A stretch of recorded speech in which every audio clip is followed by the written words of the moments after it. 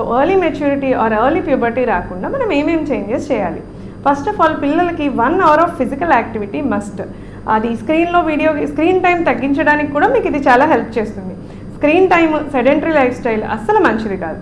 So 1 hour physical activity కంపల్సరీగా plan చేయండి. అది any outdoor game. But vitamin D3 deficiency రాకుండా ఉండడానికి వీళ్ళకి స్కూల్స్ మూలాన పగలపూట ఆడుకోవడం కుదరదు, సన్ ఎక్స్పోజర్ కుదరదు అనుకుంటే విటమిన్ D3 సప్లిమెంట్స్ అన్న తీసుకోండి. ఈ పిల్లలు చబ్బీగా, ముద్దుగా, అందంగా ఉన్నారు అనుకుని ఆర్ హైట్ పెరుగుతారు అనుకుని వాళ్ళకి అస్సలు ఓవర్ఫీడ్ చేయొద్దు. చైల్డ్హుడ్లో కూడా ఒబేసిటీ అనే ప్రాబ్లం ఉంటుంది. ఏ ఏజ్కి ఎంత వెయిట్ ఉండాలి అనేది మీకు ఇన్ఫర్మేషన్ కూడా ఇస్తాము. మీరు కంపల్సరీగా ఐడియల్ వెయిట్ మెయింటైన్ చేయాలి. ఈ ఐడియల్ వెయిట్ మెయింటైన్ చేయాలంటే న్యూట్రిషియస్ ఫుడ్ ఇవ్వండి. అస్సలు ready to eat food, preservatives ఉండే ఫుడ్, హై షుగర్స్ ఫుడ్ పిల్లలకి ఇష్టం ఉన్నాయి కదా, ఒకసారే కదా, 2 సార్లే కదా అనుకుని వాళ్ళకి రిపీటెడ్గా ఇచ్చేస్తూ ఉంటున్నారు. అస్సలు మ్యాక్సిమం కుదిరినంత అవాయిడ్ చేయండి. వీక్లీ వన్స్ అని రెస్ట్రిక్షన్ పెట్టుకోండి.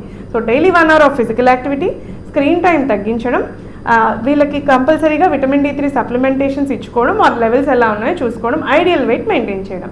దీంతోపాటు వాళ్ళకి ఎమోషనల్ సపోర్ట్ ఇవ్వండి. మీ ఫ్యామిలీ బాండింగ్ బాగుండాలి, వాళ్ళతో కొంత టైం స్పెండ్ చేయండి. షెడ్యూల్స్ అనేవి అడ్జస్ట్ చేసుకోండి అండ్ ఎడ్యుకేట్ చేయండి. ప్యూబర్టీ ఏ ఏజ్లో వస్తుంది, అప్పుడు బాడీలో ఏం చేంజెస్ వస్తాయి, ఏం చేయాలి, ఇదంతా పిల్లలకి ఎడ్యుకేట్ చేయండి. Thank you.